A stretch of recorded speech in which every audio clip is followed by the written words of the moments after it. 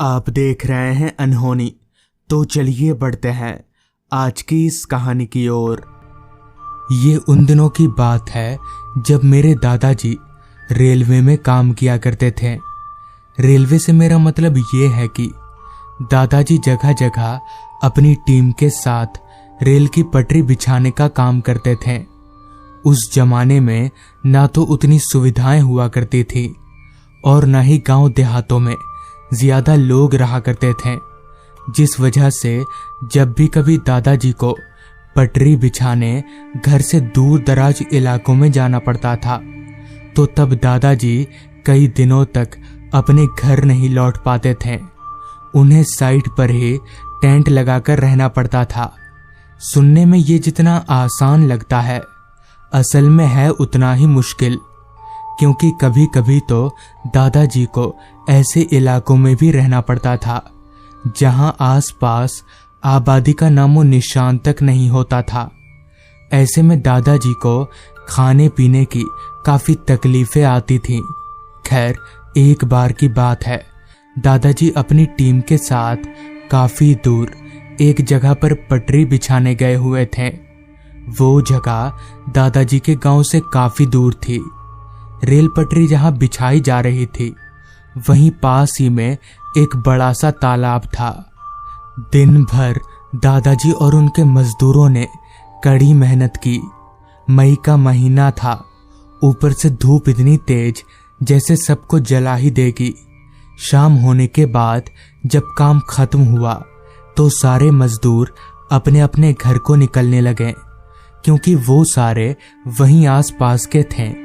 मगर दादाजी और उनका एक साथी रमेश, दोनों का गांव वहां से काफी दूर था, इसलिए उन दोनों को वहीं रुकना था।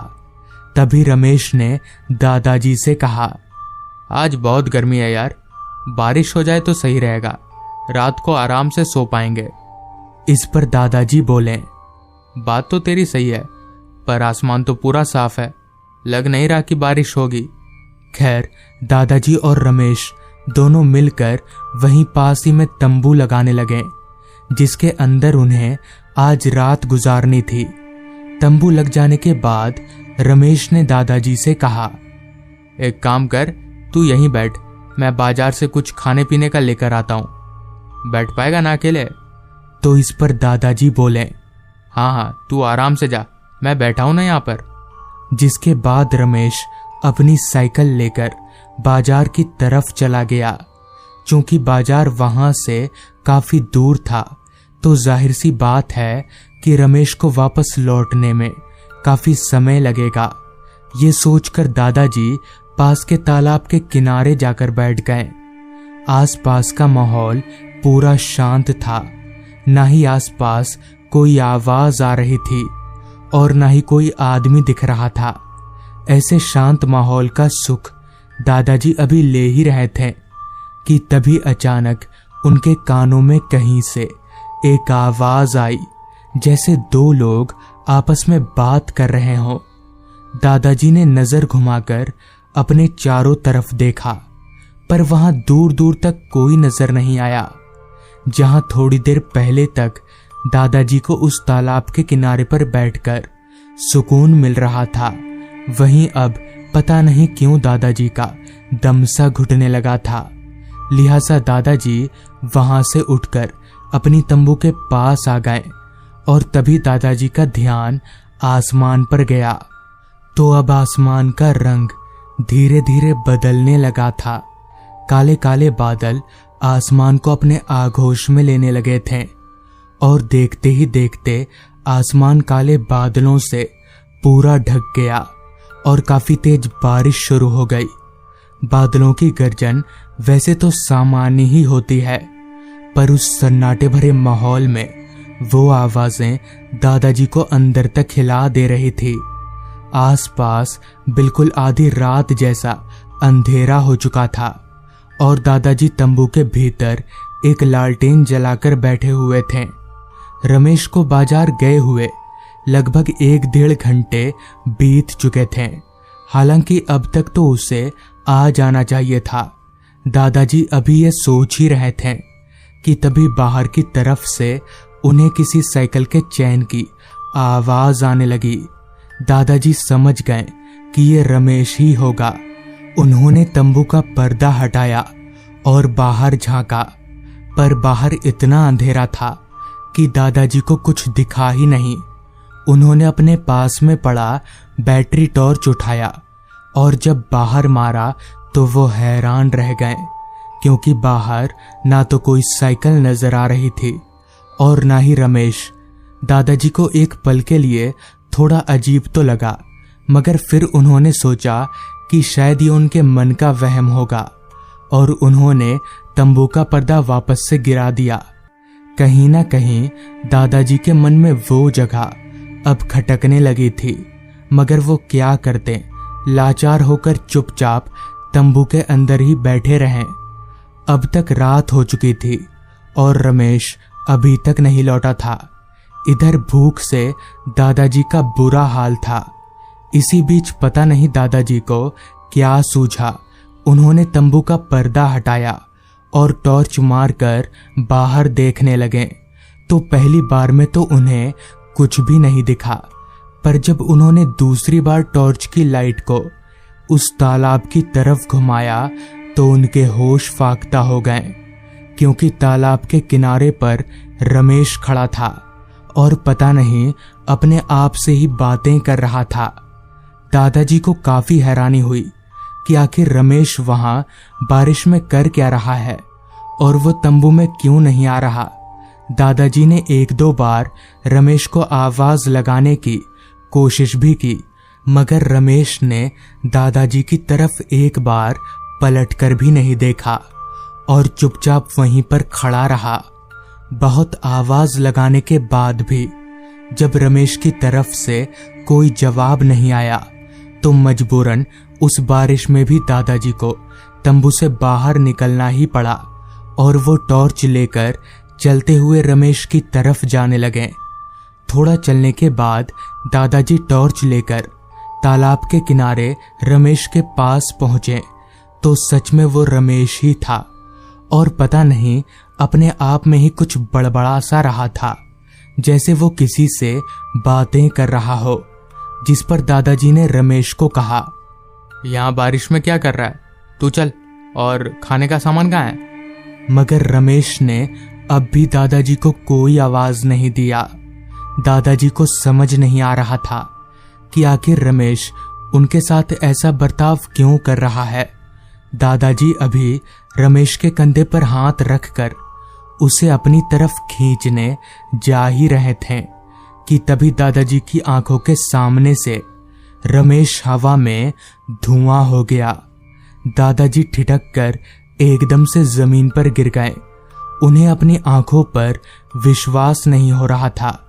डरे सहमे दादाजी कुछ देर के लिए तो सुन्न ही पड़ गए, पर जब उन्हें ध्यान आया तो वो अपनी जगह से एक झटके से उठकर तंबू के भीतर आकर बैठ गए।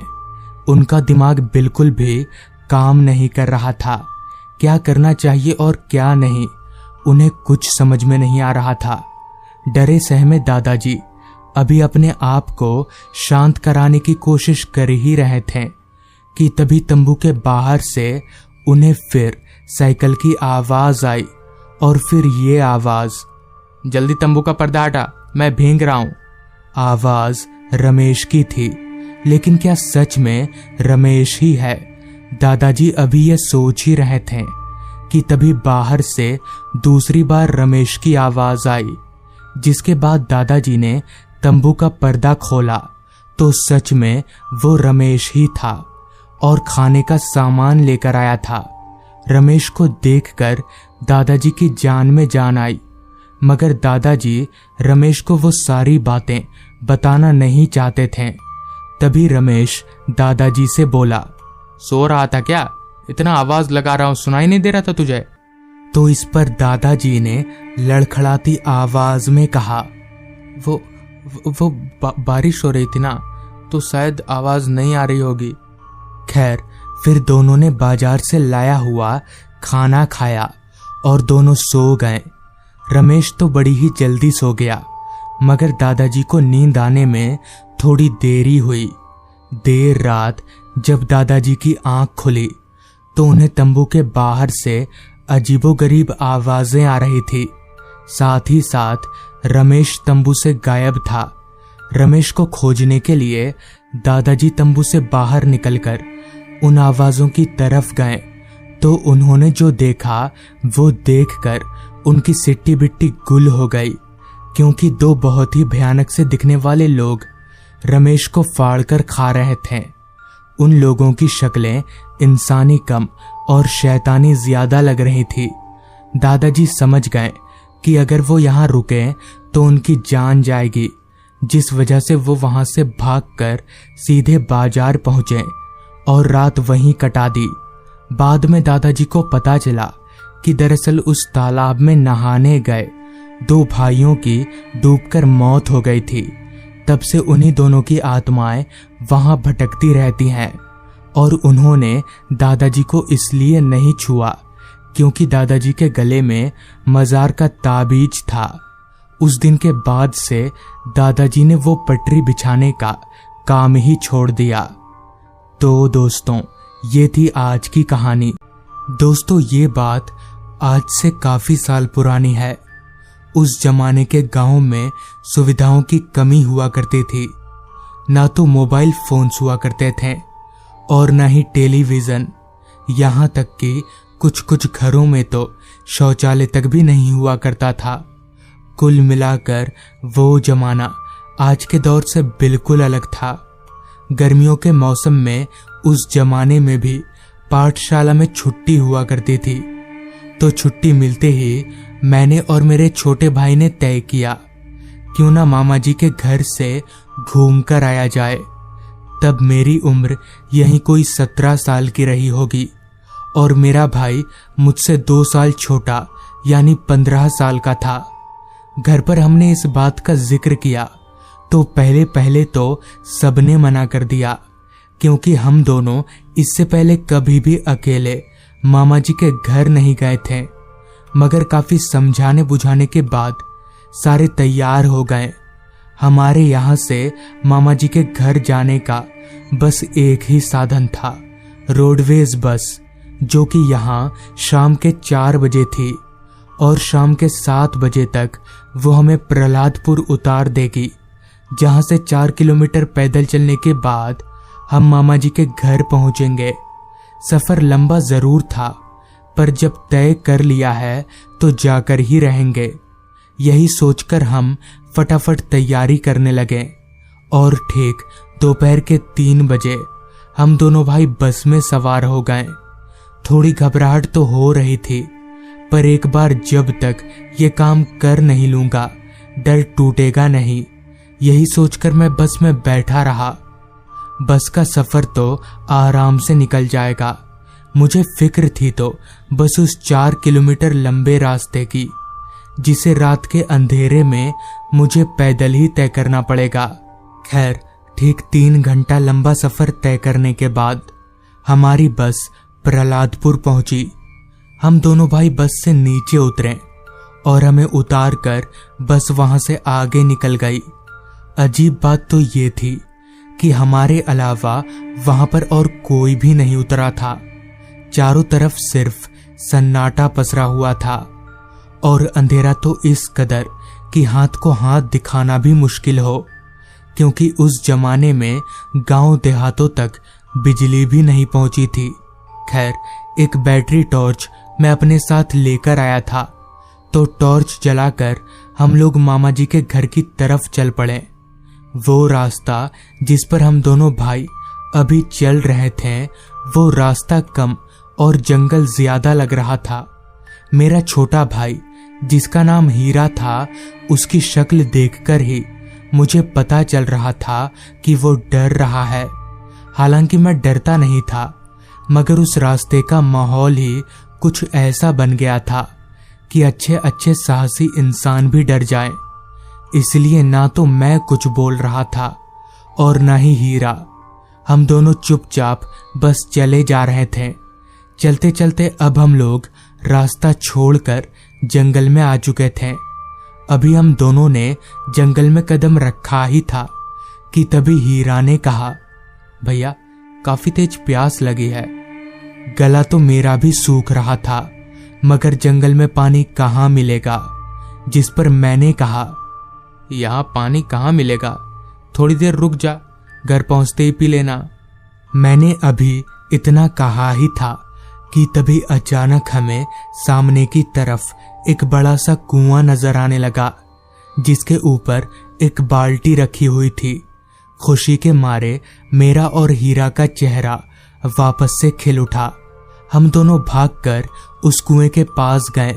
मैंने तुरंत बाल्टी को कुएं में डाला और पानी भरकर जब बाल्टी को ऊपर खींचा तो मेरे होश उड़ गए, क्योंकि बाल्टी पानी से नहीं बल्कि खून से भरा हुआ था। मैंने तुरंत बाल्टी को कुएं में गिरा दिया और भाई का हाथ पकड़कर जैसे ही भागने के लिए पीछे पलटा तो मेरी सिट्टी बिट्टी गुल हो गई, क्योंकि ठीक हमारे पीछे एक बहुत ही भयानक सी दिखने वाली औरत खड़ी थी। उसकी शक्ल इतनी ज्यादा खौफनाक थी कि मेरा भाई जोर जोर से चीखने लगा। हीरा के चीखते ही उस औरत ने एकदम से हीरा का गला पकड़ लिया और उसे कुएं में गिराने की कोशिश करने लगी। मैं समझ गया कि कुछ करना पड़ेगा और तभी मैंने जोर जोर से हनुमान चालीसा का पाठ करना शुरू कर दिया। मेरे ऐसा करते ही वो औरत हीरा को छोड़कर उसी कुएं में कूद गई।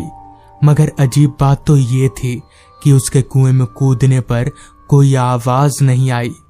जिसके बाद हम लोग भागकर सीधे मामा जी के घर पहुंचे और सारी बात बता दी। तो मामा जी ने बताया कि वो कुआं शापित है, उस कुएं में कई लोग डूबकर मरे हैं, तब से वो कुआं भूतहा हो गया है। तो दोस्तों, ये थी आज की कहानी। भले ही उस हादसे को 10 साल गुजर चुके हों, पर आज भी जब कभी वो घटना याद आती है तो ऐसा लगता है जैसे कल की ही बात हो। हाथ पैर एकदम से ठंडे पड़ने लगते हैं। मुझ अकेले के नहीं, बल्कि मेरे एक दोस्त सागर के भी। उस घटना को मेरे साथ ही साथ सागर ने भी अपनी आंखों से देखा था। दरअसल आज से ठीक 10 साल पहले मैं अपने गांव में रहा करता था। सागर और मैं काफी अच्छे दोस्त हुआ करते थे। जहां तक मुझे याद है, उस वक्त हमारे खेतों में फसलों की कटाई चल रही थी। मेरा और सागर का खेत आपस में सटा हुआ था। चूंकि हम दोनों का खेत काफी बड़ा था, तो एक दिन में तो पूरी कटाई हो नहीं सकती थी। ऊपर से उन दिनों गांव में फसल चोरी की भी काफी डर हुआ करता था। तो एक दिन की कटाई पूरी हो जाने के बाद मैंने और सागर ने तय किया, क्यों ना आज की रात हम दोनों चारपाई डालकर खेत में ही सोएं, ताकि फसल चोरी ना हो। और ये तय हो जाने के बाद हम लोग शाम को अपने अपने घर आ गए। घर पर सबको पूरी बात बताई तो पहले तो माँ ने मना किया, ये कहकर कि कुछ नहीं होगा, मगर मैं जानता था कि फसल कितनी मुश्किल से उगते हैं और मैं सब कुछ जानकर भी कोई जोखिम नहीं उठाना चाहता था। जिसके बाद ठीक रात 8 बजे तक मैं और सागर चारपाई लेकर खेतों की तरफ चल पड़े। खाना भी हमने बंधवा लिया था कि खेतों में जाकर खाएंगे। कुछ देर बाद जब हम खेतों में पहुंचे तो आसपास का नजारा देखकर दंग रह गए, क्योंकि वहां हम दोनों के अलावा और कोई भी नहीं था जो अपने खेतों की पहरेदारी कर रहा हो। मुझे थोड़ा अजीब लगा, पर फिर भी मैंने इस बात पर उतना ध्यान नहीं दिया और हम दोनों चारपाई बिछाकर बैठ गए। अभी हम दोनों बैठे ही थे कि तभी सागर बोला, भाई यहाँ तो कोई नजर नहीं आ रहा, मैंने तो सोचा था बहुत सारे लोग होंगे। इस पर मैंने बोला, बात तो तेरी सही है, मैं भी वही सोच रहा हूं। तो इस बात पर सागर बोला, वापस चले क्या? तो मैंने बोला, नहीं, अब जब आ ही गए तो रात भर रुक ही जाते हैं। वहां चारों तरफ पूरा अंधेरा पसरा हुआ था। आसमान का मिजाज भी थोड़ा बिगड़ा हुआ सा था। खैर, इन सब बातों की परवाह किए बगैर हम दोनों दोस्त खाना खाते हुए गप्पे लड़ाने लगे। खाना पीना हो जाने के बाद हम दोनों अपना अपना जूठा टिफिन वहीं पास ही में रखकर चारपाई पर लेट गए। आसमान में बिजलियां चमक रही थी।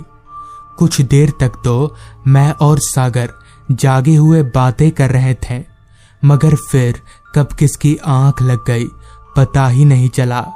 ना जाने कितनी देर बाद, मगर जब मेरी नींद खुली तो मेरे कानों में मुझे एक अजीब सी आवाज आ रही थी, जैसे कोई शख्स किसी चीज को चाट रहा हो। चूंकि वहां उस जगह पर काफी ज्यादा खामोशी थी, तो इसलिए मैं उस आवाज को साफ तौर पर सुन पा रहा था। धीरे से मैंने अपनी आंखें खोली और उस तरफ देखा जिधर से वो आवाज आ रही थी, तो मेरा पूरा शरीर जैसे सुन्न सा पड़ गया, क्योंकि हमने जहां जूठे बर्तनों को रखा था वहां पर अब एक आदमी बैठा हुआ था और उन्हीं जूठे बर्तनों को उठाकर अपनी जीभ से चाट रहा था।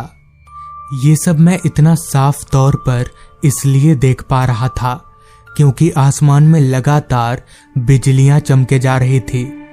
उस आदमी का चेहरा इंसानों से पूरा अलग था। मुझे कुछ समझ में नहीं आ रहा था कि मैं क्या करूं। ना चिल्लाने की हिम्मत हो रही थी और ना ही उठने की।